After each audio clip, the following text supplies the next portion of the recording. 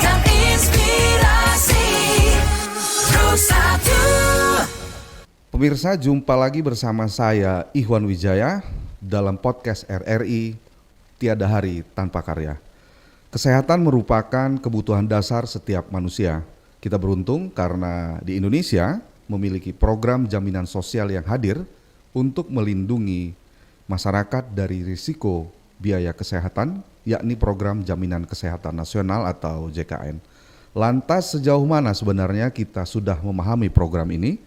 Bagaimana manfaatnya, apa saja yang menjadi hak dan kewajiban peserta, serta bagaimana peran BPJS Kesehatan dalam memastikan layanan yang merata bagi seluruh lapisan masyarakat.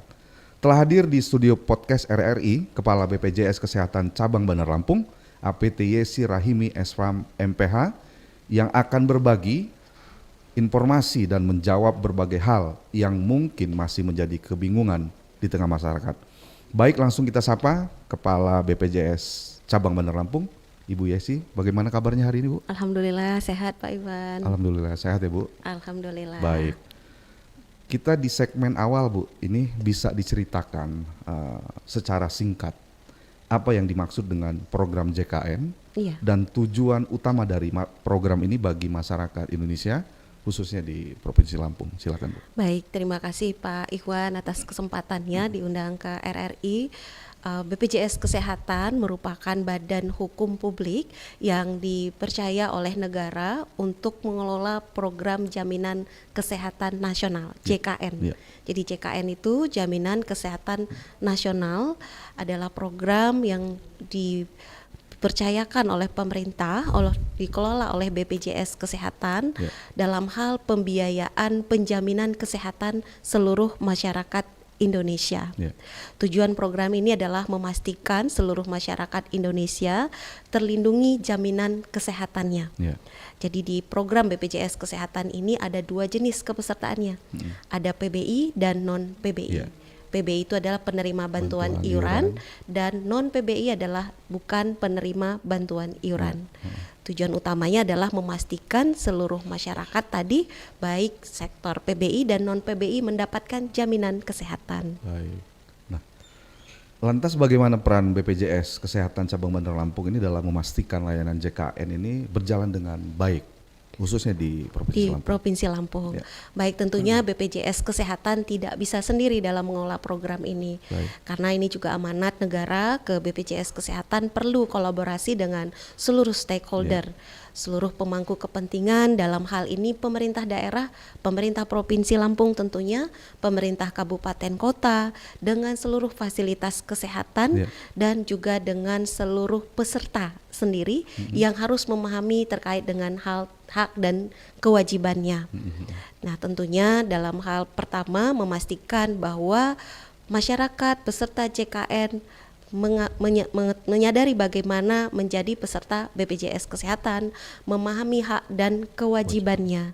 Kemudian juga bagaimana kami BPJS Kesehatan bersama stakeholder terkait fasilitas kesehatan memastikan bahwa mereka memberikan pelayanan kesehatan kepada peserta JKN sesuai dengan standar yang harus dipenuhi dalam pelayanan kepada pasien.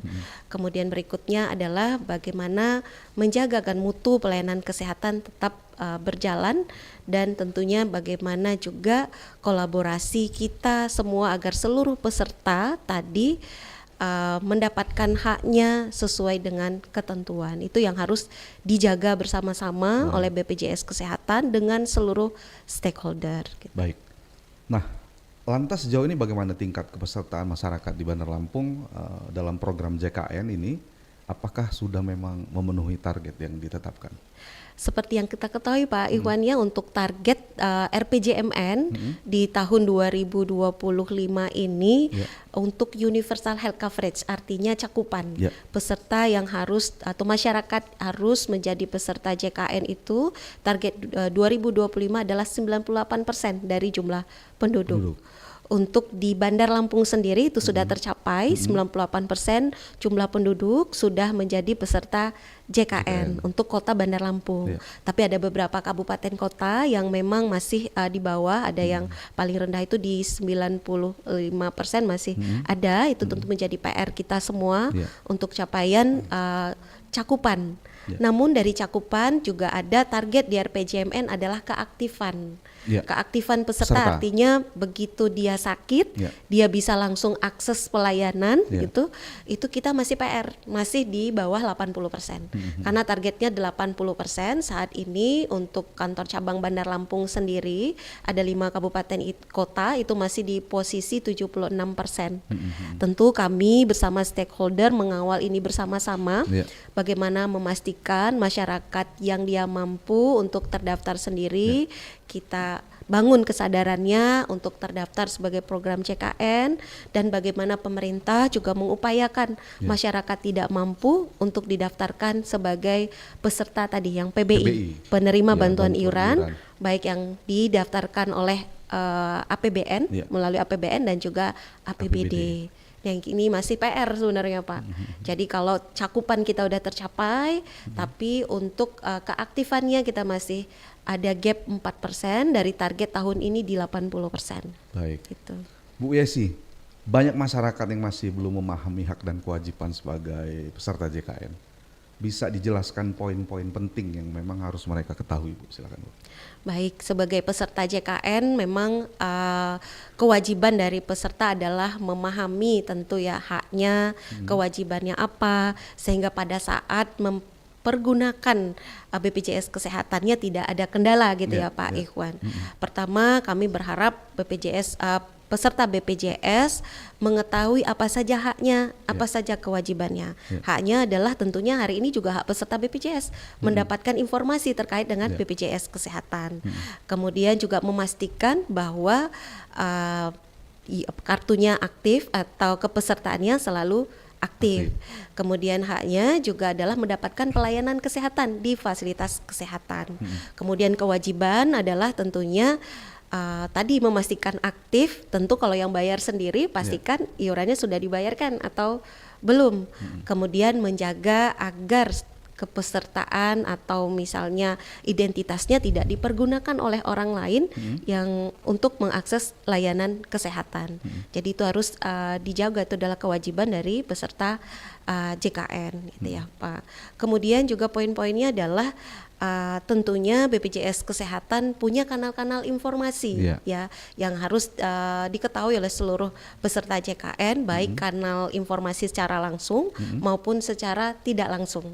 Kalau secara langsung kami bisa dihubungi di kantor BPJS Kesehatan, kemudian di rumah sakit juga ada petugas BPJS Kesehatan. Jadi ada poster BPJS 1, BPJS siap membantu. Jadi kalau ada kendala di rumah sakit, mohon maaf, misalnya ada iur biaya, kan BPJS nggak boleh iur biaya ya. Nanti bisa cari poster BPJS 1, BPJS siap membantu, ada nomor HP-nya yang bisa dihubungi. Atau kalau terkait dengan rumah sakit juga ada nomor HP petugas rumah sakit. Ini di seluruh Indonesia. Jadi jangan khawatir peserta JKN pada saat akses layanan ada kendala bisa bertanya ke petugas pemberi informasi, baik pemberi informasi rumah sakit maupun pemberi informasinya BPJS Kesehatan.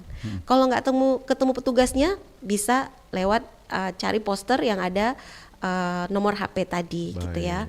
Kemudian tentunya juga peserta harus memahami juga bagaimana alur pelayanan gitu ya. Alur pelayanannya kalau misalnya emergensi. Kalau emergensi itu artinya kalau keadaan gawat darurat. Gawat darurat artinya perlu cepat penanganan, itu silahkan langsung ke rumah sakit. Jadi tidak perlu rujukan, silahkan ke IGD di rumah sakit manapun di seluruh Indonesia. Tentunya prioritas adalah yang bekerja sama dengan BPJS Kesehatan. Tapi kalau di daerah itu ada rumah sakit yang belum bekerja sama, itu boleh mana yang terdekat asal emergensinya ditangani terlebih dahulu, itu dilayani. Namun apabila peserta tidak emergensi, alurnya adalah peserta ke FKTP dulu, boleh ke puskesmas, ke ke klinik atau dokter praktek perorangan yang kerjasama dengan BPJS Kesehatan. Kalau kita berada di kota kita gitu ya Pak Ikhwan, kita orang Bandar Lampung, lagi di Bandar Lampung, wajibnya tentu ke Vaskes di mana kita terdaftar. Tapi kalau kita lagi kunjungan keluar kota, misalnya boleh di mana saja, asal Vaskes yang kerjasama dengan BPJS, tidak emergensi, ke klinik dulu atau ke puskesmas dulu, nanti ke dokter umum, diperiksa dulu, nanti kalau memang harus ke spesialis baru dirujuk oleh dokter umumnya ke spesialis, baru ke rumah sakit. Jadi mungkin kita poin-poinnya jangan minta rujukan langsung gitu, karena masyarakat banyak datang ke puskesmas minta rujukan, diperiksa dulu dong sama dokternya, baru nanti menurut dokter harus ke spesialis, baru nanti dirujuk ke dokter spesialis, begitu. Baik, menarik obrolan pagi hari ini, namun sebelum kita lanjutkan, kita akan mendengarkan jeda iklan berikut ini. Selamat datang di era digital baru. RRI News kini hadir di genggaman Anda dengan aplikasi mobile terbaru. Temukan berita online terkini, cepat, dan terpercaya langsung dari perangkat Anda dengan fitur pembaruan berita real time dari aplikasi mobile RRI News. Anda tak akan pernah ketinggalan informasi.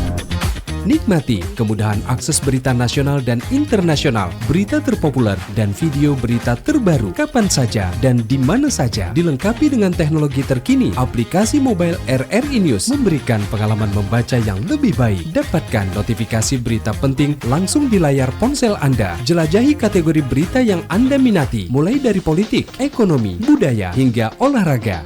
Anda juga bisa berbagi berita penting kepada teman dan keluarga melalui media sosial dan aplikasi pesan, menjaga Anda tetap terhubung dengan dunia di sekitar Anda. Memiliki jaringan lebih dari 80 microsite tersebar dari Sabang sampai Merauke, serta memiliki tren pembaca yang semakin meningkat. RRI News menghadirkan liputan berita terlengkap dan terkini dari seluruh Indonesia.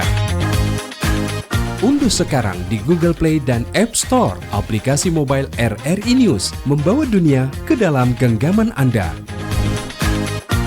Aplikasi mobile RRI News, berita terkini dan terpercaya dalam genggaman Anda. Baik, pemirsa, masih bersama podcast RRI Tiada Hari Tanpa Karya. Kita lanjutkan obrolan kita. Siap, Bu Pak Ikhwan. Yesi. Nah, tadi dijelaskan soal banyak masyarakat yang belum tahu begitu ya. Nah, lantas ada juga ini mungkin perlu penjelasan dari Ibu Kacap. Apa saja jenis layanan kesehatan yang dapat diakses peserta melalui JKN ini, Bu? Melalui mobile CKN atau melalui JKN? JKN. Yang itu kan apa saja dijamin oleh JKN. Iya. Baik, kalau untuk jaminan kesehatan nasional, asal semua penyakitnya indikasi medis, itu dijamin oleh program JKN. Ya, tentunya mulai dari FKTP yang memang ranahnya dokter umum, itu tentu dilayani di FKTP yang tadi Pak Ikhwan, bisa di puskesmas, di klinik, dokter praktek perorangan, dokter gigi, di gigi umum ya, itu dijamin oleh JKN. Sepanjang bekerja sama dengan BPJS. Kemudian di FKRTL juga asal indikasi medis yang memang menjadi program yang dijaminkan oleh BPJS Kesehatan, itu dijamin oleh BPJS Kesehatan di rumah sakit, klinik utama, bisa juga di rumah sakit khusus juga itu, bisa rumah sakit khusus mata, kemudian bersalin ya, itu atau khusus jantung, semua itu dijamin oleh program JKN. Yang tidak dijamin adalah yang memang tidak sesuai dengan ketentuan ataupun yang dikecualikan dari penjaminan program JKN yang sudah dijamin oleh program lainnya. Misal program kecelakaan kerja. Nah, itu ada penjaminnya yang lain gitu ya. Jadi bukan penjaminan BPJS. Atau kecelakaan lalu lintas ganda. Kalau kecelakaan lalu lintas tunggal itu penjaminnya BPJS. Tapi kecelakaan lalu lintas ganda artinya ada pemotor misalnya atau bawa mobil menabrak atau ditabrak, penjamin pertamanya Jasara Harja. Nanti penjamin keduanya baru BPJS Kesehatan. Tapi kalau tunggal jatuh sendiri di jalan misalnya tiba-tiba kaget gitu ya, jatuh, penjaminnya itu BPJS Kesehatan gitu. Begitu. Jadi ada program-program tertentu yang memang dijamin oleh oleh penjamin lainnya, kami tidak boleh menjaminkan sesuai dengan ketentuan peraturan presiden gitu, Pak. Tapi sepanjang paskes itu yang tadi disebutkan, misalnya kecelakaan tunggal, Iya. sepanjang paskes itu bekerja sama dengan BPJS itu bisa diklaim begitu? Iya, paskesnya yang mengklaim. Jadi bukan pesertanya klaim ke BPJS, tapi fasilitas kesehatan semua insya Allah seluruh Indonesia sudah tahu kalau kecelakaan tunggal peserta BPJS dibuktikan dengan laporan polisi tetap Pak Ikhwan. gitu. Ada laporan polisinya bahwa kecelakaannya tunggal, penjaminnya BPJS. Tapi kalau tadi kecelakaan ganda, penjamin pertama Jasara Harja. Jadi istilahnya penjamin pertama ini karena Jasara Harja mereka punya plafon. Plafonnya itu 20 juta. Iya. Ya, kalau ternyata nauzubillah ya, kalau kecelakaan parah itu kan biasanya sampai operasi pasti di atas 20 juta. Sisanya kalau peserta JKN itu yang menjamin BPJS Kesehatan. baik. Kalau punya BPJS Kesehatan gitu. Nah, ini menarik, programnya juga dirasakan juga sudah cukup baik untuk menjangkau masyarakat begitu ya. Tapi ini ada salah satu keluhan masyarakat begitu Bu, soal antrean dalam pelayanan kesehatan. Bagaimana BPJS Kesehatan menyikapi hal ini agar layanan ini bisa lebih cepat dan mudah begitu Bu?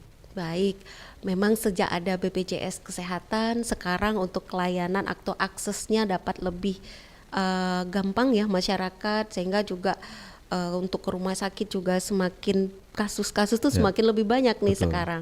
Memang saat ini tidak kita pungkiri karena aksesnya semakin meningkat, tentu peserta ke rumah sakit juga semakin lebih banyak. Untuk mengatasi ini, BPJS Kesehatan berinovasi ada antrian online. Iya. Ya, antrian online ini juga kolaborasi dengan seluruh rumah sakit yang kerjasama. Jadi ada mobile CKN. Jadi pada saat misalnya peserta BPJS Kesehatan dia dari puskesmas atau klinik dapat rujukan, maka nanti dia bisa menggunakan mobile JKN untuk ngambil antrian. Misalnya dia dapat rujukan ke poli penyakit dalam. Nanti silahkan tinggal pilih rumah sakitnya apa tadi yang sudah ditunjuk. Nanti ke poli penyakit dalam, pilihnya hari apa. Nanti tinggal terlihat di mobile JKN dia dapat antrian berapa dan nomor berapa, perkiraan jam berapa dia bisa ketemu dengan dokternya. Jadi hanya mudah bisa dengan mobile JKN. Nah ini juga sudah terkoneksi dengan sistemnya rumah sakit, tinggal pasien datang ke rumah sakit. Nanti memperlihatkan hal tersebut ke rumah sakit. Biasanya rumah sakit ada juga anjungannya, tinggal nanti di print, dia nunggu di poli di rumah sakit. Jadi itu inovasi yang kita ciptakan untuk mengalur antrian. Peserta nggak perlu lama-lama nunggu di rumah sakit, cukup menggunakan mobile JKN untuk akses antrian online gitu. Nah, tadi Ibu juga sempat sebutkan di rumah sakit itu sudah ada petugas BPJS. Iya. Gitu kan? Nah, ini apakah hanya di rumah sakit atau juga bisa di misalnya katakanlah di puskesmas begitu? Karena kan sepengetahuan saya kalau di puskesmas kan memang belum ada belum begitu ada, ya puskesmas belum ada. Nah ini apakah nanti ada inovasi untuk menempatkan petugas begitu, petugas BPJS di kalau di untuk puskesmas memang belum ada karena banyak ya puskesmas seluruh Indonesia gitu ya Pak ya. Karena ini juga adalah program negara, perlu kolaborasi kita dengan seluruh fasilitas kesehatan tentunya. Saat ini memang petugas BPJS baru ada di rumah sakit dan itu pun tidak standby Pak. Ada standby di beberapa rumah sakit dan yang lain tergantung rumah sakitnya itu kita mobile. Namun kami pastikan bisa diakses nomor handphone petugas BPJS Kesehatan untuk nanti bisa dihubungi. Kalau untuk puskesmas, kita kolaborasi dengan puskesmasnya, ada namanya petugas pemberi informasi dan pengaduan peserta di puskesmas. Kita siapkan aplikasinya, kalau ada misalnya butuh informasi, keluhan, nanti pesertanya kalau mau cepat tentu hubungi petugas BPJS dan ada kanalnya, aplikasinya mereka akan lapor ke sana dan dengan segera nanti akan direspon oleh petugas BPJS Kesehatan. Ini kolaborasi kita dengan seluruh fasilitas kesehatan. Karena fasilitas kesehatan kan juga pemberi pelayanan publik, juga merupakan kewajibannya memberikan tentunya informasi kepada seluruh masyarakat yang mengakses layanan. Peserta, Peserta, begitu ya. iya. Baik. Nah, Bu Yesi, saat ini BPJS Kesehatan juga mulai memperkuat layanan digital ya, seperti yang disebutkan mobile JKN dan Benar, seterusnya. ya. Bisa dijelaskan inovasi digital apa saja yang sudah ada selain mobile JKN tadi untuk memudahkan peserta JKN ini yang masuk dalam JKN tadi? Baik, sebenarnya di mobile JKN ini banyak hanya antrian Pak Iwan. Ya. Jadi di macam-macam ya sebenarnya BPJS Kesehatan, selain di mobile JKN ini ada antrian online, kemudian juga bisa cek riwayat kesehatan, namanya iCare. Nah, iCare ini juga bisa dimanfaatkan oleh dokter di rumah sakit, di puskesmas, di fasilitas kesehatan untuk mengecek mungkin pasiennya sebelumnya nggak berobat di rumah sakit A gitu ya, sebelumnya di rumah sakit yang lain. Nah, dokternya pengen ngecek nih sebelumnya riwayatnya apa. Kami siapkan fasilitas juga di rumah sakit namanya iCare. Dipergunakan itu untuk melihat riwayat diagnosa sebelumnya. Itu untuk dokter di rumah sakit. Nah, untuk peserta BPJS juga bisa lihat iCare-nya di mobile CKN-nya. Ini selain mobile CKN, ada iCare tadi. Kemudian kami juga kolaborasi tentunya dengan seluruh rumah sakit. Ada sistem Hafiz ya, informasi untuk di rumah sakit untuk input tagihan ke BPJS Kesehatannya untuk bisa mengklaim secara digital seperti itu. Kemudian juga ada Picare. Picare ini aplikasi yang dibuat untuk dimanfaatkan oleh puskesmas terkait dengan juga menginput riwayat pelayanan dan lain-lain yang tadi juga bisa diakses lagi. Nanti terjemahannya bisa dilihat oleh seluruh fasilitas kesehatan di seluruh Indonesia. Terkait dengan mobile CKN, selain iCare juga ada screening riwayat kesehatan. Jadi kan sekarang penyakit katastropik semakin berkembang, jadi kami berharap fitur ini dimanfaatkan untuk deteksi dini Pak Ikhwan. Jadi bisa manfaatkan screening itu nggak sampai 5 menit isi, kemudian kita akan tahu apakah kita punya potensi risiko penyakit kronis atau seperti apa. Nanti jika ada potensi rendah atau potensi sedang misalnya, nanti bisa akses layanan kesehatan. Jadi kan mencegah dulu ya, daripada mengobati, itu disiapin juga. Kemudian ada telekonsultasi. Telekonsultasi ini kita juga kerjasama dengan fasilitas kesehatan. Memang saya akui belum semua vaskes di Bandar Lampung yang memanfaatkan ini, tapi kami bertahap dengan seluruh fasilitas kesehatan. Sudah ada beberapa klinik yang juga sudah menggunakan fitur ini, artinya mereka menyiapkan dokternya di jam tertentu untuk bisa telekonsultasi. Ya, telekonsultasi di mobile JKN. Misalnya klinik A, dia dari hari Senin ada 2 jam, dia bisa pasiennya bisa telekonsultasi dengan dokternya. Ini juga sudah dilaksanakan oleh beberapa klinik di Provinsi Lampung. Jadi nanti masyarakat bisa cek di mobile CKN-nya apakah kliniknya, puskesmasnya sudah menggunakan aplikasi tadi telekonsultasi di mobile CKN dan itu bisa diakses gitu Pak. Lantas mungkin strategi atau bagaimana strategi BPJS Kesehatan Bandar Lampung ini untuk meningkatkan kesadaran masyarakat ini, Bu, agar disiplin begitu ya, membayar iuran dan tidak menunggak, karena kan kalau dia menunggak otomatis nonaktif gitu. Iya. Nah, kalau nunggak ya nggak bisa nonaktif, bulan depannya tuh nggak bisa lagi memanfaatkan layanan kesehatan. Seperti yang kita sampaikan tadi bahwa peserta BPJS terbagi 2 ya Pak.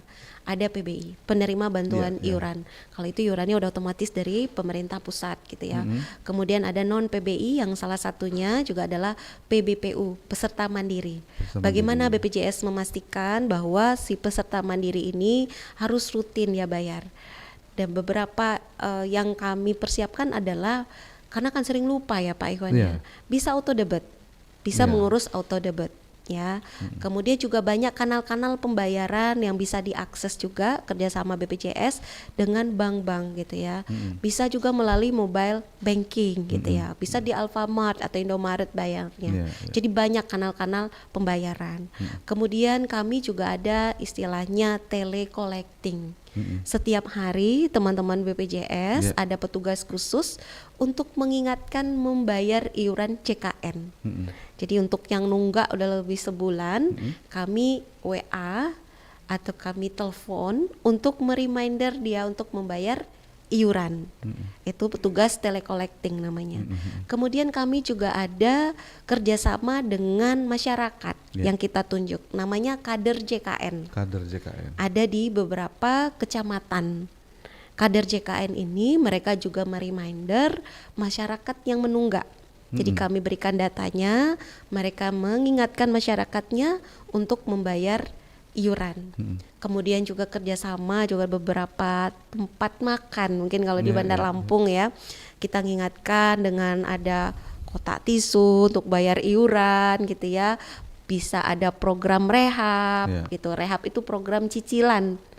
Kalau nggak mampu bayar lunas, bisa dengan program cicilan. Ini kami juga terima kasih beberapa tempat makan itu berkenan kita titipin ya, ada tempat tisu. Ini itu edukasi tentang cara membayar untuk iuran BPJS Kesehatan. Ya selain itu tentunya sosialisasi juga secara langsung. Kemudian juga ada kegiatan kita istilahnya Viola, virtual online layanan peserta. Jadi ada Zoom juga langsung dengan peserta di hari-hari tertentu yang kita agendakan, mungkin dengan kecamatan, mengingatkan juga ya terkait dengan pembayaran iuran. Jadi banyak sih yang sudah kita lakukan. Sekarang bagaimana kita awareness ini harus kita bangun, jangan tunggu sakit dulu baru bayar BPJS Kesehatan gitu. Baik, sebelum kita lanjutkan bincang-bincang kita Bu, kita rehat dulu sejenak. RRI Digital dengan tampilan baru, berbagai konten kolaborasi dari berbagai program nasional, termasuk siaran visual langsung, siaran radio langsung, daftar putar musik, podcast, berita video, dan berbagai fitur interaksi pengguna dalam permainan. Berbagai konten menarik seperti suka, komentar, dan berbagi, serta obrolan langsung dengan penyiar dan pengguna. Pesan langsung dan fasilitas obrolan pribadi antara pengguna aplikasi juga tersedia. RRI Digital tersedia di Google Store dan App Store. RRI Digital. Pemirsa podcast RRI masih bersama Kepala Cabang BPJS Bandar Lampung. Kita lanjutkan obrolan kita. Siap. Nah, masyarakat juga mungkin ingin tahu gitu. Kami juga yang di RRI, yang ASN dan seterusnya tadi. Nah, sebetulnya berapa jumlah anggota keluarga yang bisa ditanggung BPJS Kesehatan? Ini khusus bagi ASN. Bagi ASN ya Pak Iwan. Baik, sebenarnya sama untuk ASN maupun pekerja swasta yang dijamin oleh JKN atau BPJS Kesehatan adalah suami, istri, dan 3 orang anak yang masih dalam tanggungan. Oh gitu. Artinya masih dalam tanggungan ini umur anak masih di bawah 21 tahun. Atau di atas 21 tahun kalau masih kuliah, belum menikah dan belum bekerja. Itu sampai umur 25 tahun. Harus dibuktikan setiap tahunnya dengan surat keterangan kuliah. Kemudian khusus memang untuk ASN vertikal seperti RRI gitu ya, pengadilan gitu, dan beberapa instansi vertikal lainnya karena aplikasinya sudah disiapkan oleh negara, jadi bisa mengikutkan anggota keluarga lainnya seperti mertua dan orang tua untuk menjadi tanggungan. Pembayarannya berapa? Itu lebih ringan dibandingkan daftar sebagai peserta mandiri, 1% dari gaji. pokok gitu ya. Jadi gaji pokok misalnya gajinya adalah 4 juta misalnya Iya. gitu ya. Berarti kalau nambah orang tua 1 orang berarti 4 juta dikali 1% berarti 40.000. Iya. Kalau ada 2 orang tuanya berarti kali 2 gitu. Jadi lebih ringan dibandingkan ikut sebagai peserta mandiri. Ini keringanan yang diberikan oleh pemerintah. Baik. Kenapa? Karena untuk pekerja itu ada subsidi silangnya juga Pak Iwan. Karena kalau pekerja dua-duanya itu wajib menjadi peserta. Jadi misalnya satu istri pegawai, suami pegawai, Iya. dua-duanya wajib terdaftar sebagai peserta JKN. Jadi iurannya dibayarkan 4%-nya oleh pemberi kerjanya dan 1%-nya dipotong kerja. dari gajinya, dari gaji bulanannya, begitu. Jadi bisa mungkin untuk ASN vertikal atau pegawai swasta bisa nanti menghubungi bendahara gajinya untuk pegawai swasta nanti dia dipotong secara kolektif. Atau kalau yang vertikal juga bisa kolektif atau bisa langsung datang ke kantor BPJS Kesehatan juga bisa dengan bukti tadi ya ada kakak dari orang tuanya memang membuktikan bahwa itu adalah orang tua dan juga mertua dari pegawai yang bersangkutan plus amprah gajinya gitu. Baik. Nah, ini masih kaitan dengan pelayanan, Bu Yesi. Kadang-kadang masyarakat dalam tanda kutip ya, masyarakat awam ini tidak mendapatkan penjelasan atau mendapatkan edukasi yang konkret yang jelas begitu. Nah, pertanyaannya ini berapa lama sih Bu sebetulnya batasan hari rawat pasien BPJS di rumah sakit? Di rumah sakit. Iya. Memang ini banyak rumor ya Banyak. Pak Ikhwan Iya, gitu ya. banyak Juga sekali. ada keluhan juga ke kita melalui BPJS 1 yang tadi saya sampaikan gitu ya. Mohon maaf ini dari rumah sakit gitu ya. Ada yang juga menyampaikan batasannya 3 hari itu cuma jatah BPJS gitu ya Pak. Padahal sebenarnya tidak ada batasan hari rawat untuk pasien BPJS di rumah sakit. Namun yang menentukan pasien JKN bisa pulang ke rumah adalah dari DPJP. DPJP ini dokter penanggung jawab pasien. Bahwa menurut dokter kondisi pasien sudah bisa dipulangkan, itu dipulangkan. Jadi tidak ada istilah pasien BPJS hanya ditanggung 3 hari, 5 hari itu nggak ada. Tapi sampai pasien menurut dokter itu dinyatakan sudah layak untuk pulang. Sudah sembuh artinya sudah bisa pulang. Jadi tidak ada batasan hari rawatnya gitu. Batasan yang dibuat BPJS tidak ada. Tidak ada. Tapi murni kebijakan rumah sakit begitu Bu. Rumah sakit buat Berdasarkan kebijakan pun tidak boleh. begitu. Ya, tidak boleh rumah sakit buat kebijakan 3 hari pasiennya dipulangkan. Pulang, Nih mohon izin, ada rumah sakit yang udah kita tegur buat kebijakan 3 hari Pulang. Harus itu pulang. nggak boleh. Jadi kita udah sampaikan kepada semua rumah sakit sudah ada perjanjian kerjasama. Insya Allah seluruh manajemen pasti paham yang sudah kerjasama dengan BPJS tidak ada batasan hari rawat. Mau bikin kebijakan sendiri juga nggak boleh Pak Ikhwan. Itu melanggar ketentuan perjanjian kerjasama Dengan gitu. BPJS. Iya. Gitu. Ya baik. Nah ini masih kaitan dengan persoalan di rumah sakit begitu. Khususnya pasien yang memang menjalani rawat inap. Nah, apakah pasien BPJS ini yang di cover BPJS begitu, yang kepesertaannya ini bisa naik kelas saat menjalani rawat inap, Bu? Saat dia rawat inap boleh. Yang boleh itu hanya untuk pasien yang memilih kelas rawat. Kelasnya adalah kelas 2 dan kelas 1. Jadi kan kalau peserta mandiri dia kan boleh pilih sesuai kemampuan, boleh di kelas 3, kelas 2 atau kelas 1. Tapi kalau yang tadi PBI, penerima bantuan iuran, itu dibayarkan pemerintah, mereka hanya di kelas 3. Jadi untuk kelas 3 itu tidak diperkenankan naik kelas. Ya, tapi kalau yang milih kelas 2 dan kelas 1 dia boleh naik kelas. Misalnya kelas 2 mau naik kelas 1 boleh gitu ya. Atau kelas 2 mau naik ke VIP juga boleh. Untuk kelas 1 naik ke VIP itu boleh diperkenankan. Nah, mungkin ini juga edukasi nih Pak Ikhwan. Berapa sih selisih biayanya? Nah, kan peserta nih harus paham juga haknya seperti apa, karena insya Allah rumah sakit juga paham gitu ya. Kalau misalnya kita kelas 2 naik ke kelas 1, nanti mungkin selisihnya berapa? Rumah sakit harus terbuka.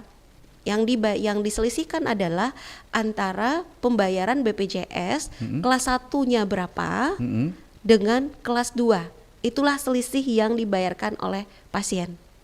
Misalnya kita haknya kelas 2, Naik tapi kelas pengen 1. naik kelas 1. Selisihnya berapa adalah pengurangan dari kalau BPJS seandainya dia kelas 1 berapa yang dibayarin, Ya. kelas 2 berapa selisihnya. Misalnya kalau dengan diagnosa A tadi Ya. BPJS bayar kelas 1-nya 5 juta misalnya. Kelas 2 tadi BPJS bayarnya 3 juta, berarti 5 kurang 3, berarti selisih yang dibayarkan 2 juta. Hanya boleh itu. Kalau naik dari kelas 2 ke kelas 1. Tapi kalau naik dari kelas 1 kemudian naik ke VIP, berapa selisihnya? Selisihnya tentu berapa tarif VIP-nya rumah sakit dikurang dengan tarif kelas 1-nya. Tapi diatur oleh peraturan Menteri Kesehatan maksimal yang boleh ditagihkan. Maksimal yang boleh ditagihkan adalah 75% dari tarifnya pembayaran BPJS Kesehatan. Jadi peserta tanya nih ke rumah sakit, kelas 1 tadi dibiayai oleh BPJS berapa? Ya. Misalnya BPJS bayarnya 10 juta kelas 1.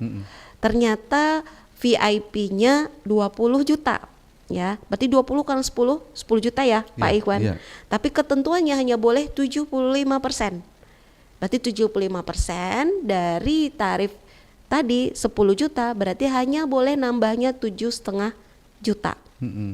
Jadi juga itu sudah diatur, ada di perjanjian kerjasama bahwa maksimal yang boleh ditagihkan adalah 75% dari tarif kelas 1-nya BPJS Kesehatan gitu. Karena kan informasi yang berseliweran begitu, masyarakat awam ini ketika dia masuk ke rumah sakit, dia kelas 1, dia naik ke kelas VIP atau kelas 2 ke kelas 1, itu semua dari proses awal penanganan itu langsung ditetapkan besarnya sesuai dengan kelas 1 gitu. Apa seperti itu, Bu? Ya kalau nanti hitungannya kan di rumah sakit ya.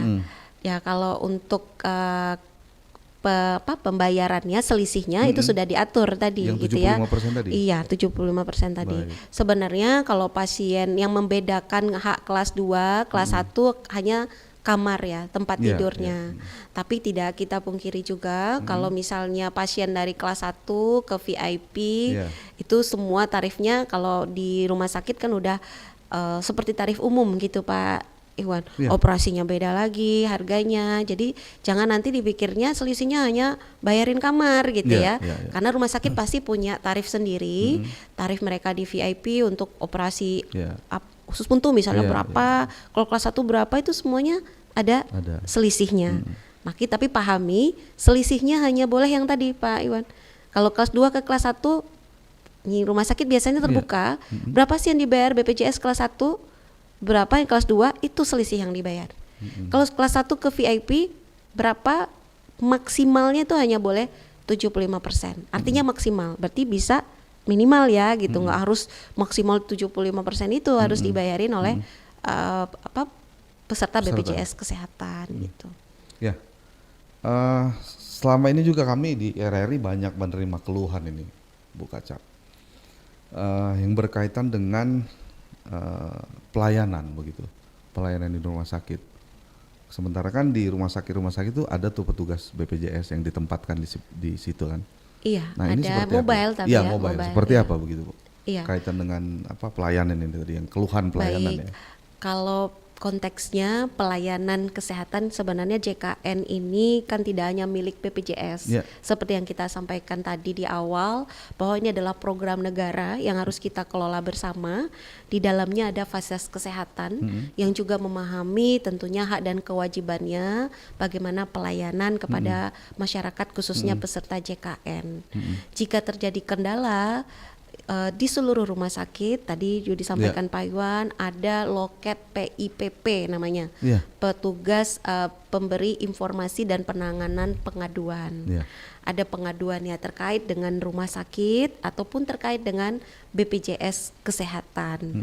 Kami siap kalau misalnya di loket tidak ada petugas BPJS, biasanya petugas kami itu mobile Pak, ada kerawat inap juga, visit gitu ya. kemudian juga keliling di poli. Tapi kalau nggak ketemu, cari tadi nomor HP petugas BPJS Kesehatan, kami siap dihubungi. Karena kalau komitmen dari fasilitas kesehatan itu, kalau di rumah sakit itu ada 6 komitmennya. Pertama, semua peserta dilayani cukup dengan KTP atau KK. Nggak boleh nanya-nanya kartunya mana. Karena BPJS nggak cetak kartu gitu ya. Kemudian kedua, nggak boleh ada fotokopian. Ketiga, tidak boleh ada iur biaya. Tidak boleh beli obat di luar. Nggak boleh nih rumah sakit bilang, mohon maaf obatnya habis, beli di luar, itu nggak boleh gitu ya. Kemudian tidak boleh ada diskriminasi dan tidak ada batasan hari rawat. Ya, harapannya itu terpajang di seluruh rumah sakit, komitmen yang bisa tidak hanya manajemen yang tahu, tapi seluruh sivitas hospitalia ya, orang-orang rumah sakit itu paham terkait dengan komitmen mereka terhadap pelayanan CKN. Nah, ini harus dipahami. Jika misalnya ada kendala terkait dengan itu, silakan tadi hubungi petugas BPJS Kesehatan. Jadi kalau misalnya diminta iur biaya, jangan bayar dulu, tanya dulu, ini kenapa ada iur biaya, alasannya apa. Kalau misalnya rumah sakit mungkin sudah menjelaskan, peserta BPJS-nya masih perlu penjelasan lagi, silakan nanti hubungi petugas BPJS Kesehatan. Gitu. Ya, menarik ini Bu tadi soal pelayanan begitu ya. Karena kami juga menemukan begitu Bu ya, beberapa pasien masyarakat yang ke rumah sakit ini tetap diminta loh Bu, fotokopi KTP, fotokopi kartu kepesertaan termasuk KK. Nah sebetulnya nggak boleh. Nah apakah dari BPJS Kesehatan sendiri sudah mengeluarkan edaran ke seluruh rumah sakit atau klinik yang memang dia bekerja sama dengan BPJS Kesehatan kaitan dengan itu? Karena memang ini tetap diminta, masyarakat banyak yang mengeluh.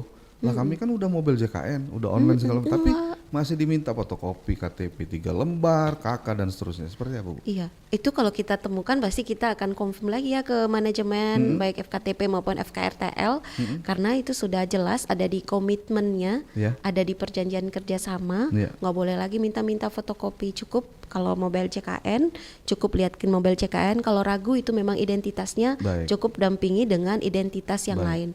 Nggak boleh lagi Pak Iwan ada fotokopian gitu ya. Sekarang udah digital, cukup pakai HP aja, identitasnya apa ya itu udah bisa dilayani gitu. Baik, menarik obrolan kita pagi hari ini. Namun sebelum kita lanjutkan, kita akan jeda terlebih dahulu Bu. 92,1 Prado FM, teman terbaik kamu. Kali ini ada Mariana yang katanya pengen titip salam buat Mbak Nur yang lagi di Paris. Walah Mar, aku krungu lo salamu, tombok kangen. Samo-samo. Bundo, awak baru dapat info lowongan Karajo di RRI News.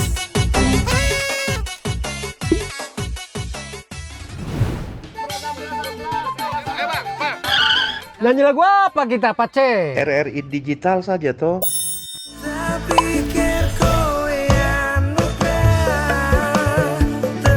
Sesekali jazz lah. Semangat ya manggungnya. Iya dong, kan mau bangun komunitas. RRI ada di berbagai platform. Sekarang banyak cara menikmati RRI. Kamu yang mana? Ya, baik, masih bersama saya dalam podcast RRI Bandar Lampung. Bu, kita lanjutkan obrolan ini. Nah, mungkin kita sudah di penghujung waktu begitu.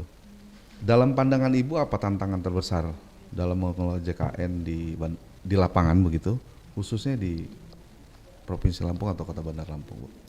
Tantangan terbesarnya tentu dengan bertambahnya jumlah peserta JKN dan tentu bertambahnya akses layanan, tentu ekspektasi masyarakat terhadap layanan JKN tentu semakin meningkat. Nah ini yang terus kita upayakan, bagaimana ekspektasi masyarakat ini dapat kita laksanakan gitu ya. Kan kalau semuanya harus kita ini kan mungkin nggak bisa, tentu bertahap kita bisa memberikan pelayanan yang lebih baik ya kepada seluruh masyarakat gitu ya.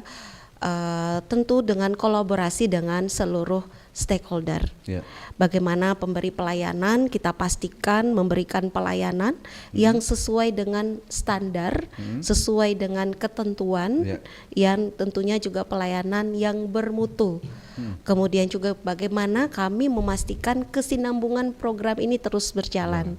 Artinya kesinambungan program ini tentu tidak terlepas dari iuran yang lancar dari pesertanya, dari seluruh stakeholdernya, tertib ya dalam pembayaran iuran. Karena itu sejalan, layanannya akan berjalan dengan bagus gitu ya. Karena vaskesnya juga kita berikan klaimnya juga kita bayarkan tepat waktu gitu ya. Kalau nggak lancar iurannya, tentu juga nanti kami juga agak macet ya bayar ke rumah sakit. Walaupun sejauh ini alhamdulillah tidak ada klaim yang tertunda di BPJS Kesehatan. Jadi memang tantangannya ekspektasi Pak Ikhwan. Ekspektasi masyarakat ini terhadap program CKN ini terus meningkat.